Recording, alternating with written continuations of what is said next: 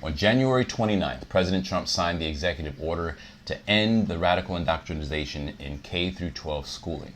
The order was meant to stop what the Trump administration saw as radical ideas being taught in public school lessons. In his view, public schools were teaching divisive and politically charged content like critical race theory or CRT or even Marxist ideas. Now, for those who aren't really clear, because there's been a lot of misinformation about this, what exactly is CRT? Well, officially, CRT is the academic and legal framework that is to teach how systemic racism in everything from employment and housing to education and healthcare is embedded in American society. It's to show students how racism is more than just an individual's prejudice and bias. And no, its purpose is not to make Caucasians feel bad or feel worse for what's been done in the past and what's still going on in society today. It is to educate students to understand why some things are the way they are and don't always appear what they are on the surface. Now, as far as Marxist ideas, well, what is Marxism in education?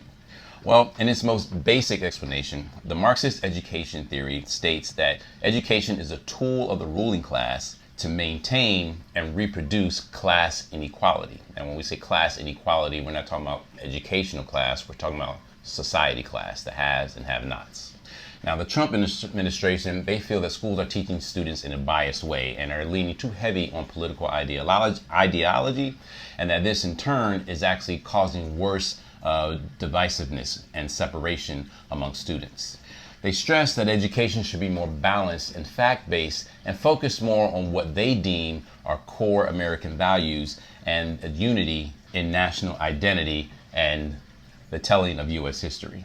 The executive order also states that there are some polls out there that suggest that anywhere from 55 to 70% of parents of students desire a more balanced education.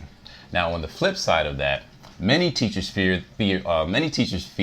that the executive order is way too broad and that it will actually scare teachers away from having the tough conversations. After all, research has shown that when students are exposed to a variety of viewpoints, including topics like systemic racism and economic inequality, it can actually boost critical thinking and empathy. Educators also argue that teaching even difficult topics are important for students' understanding of factual history and real society. Skipping these types of subjects means students miss out on important lessons that have been learned and are still being learned, and it actually deepens the divide by labeling these types of subjects as bad or unpatriotic. Now, while addressing concerns like ideological bias is important, because bias is never good, opponents of the executive order are seeing this more so as a way of pushing an idealistic agenda rather than focusing on improving educational quality.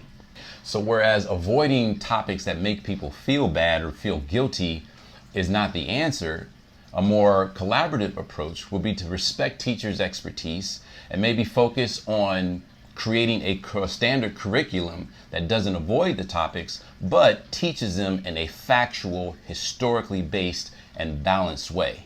Because the need for diverse perspectives brings a lot more benefit and it helps avoid unnecessary divisions. What do you think?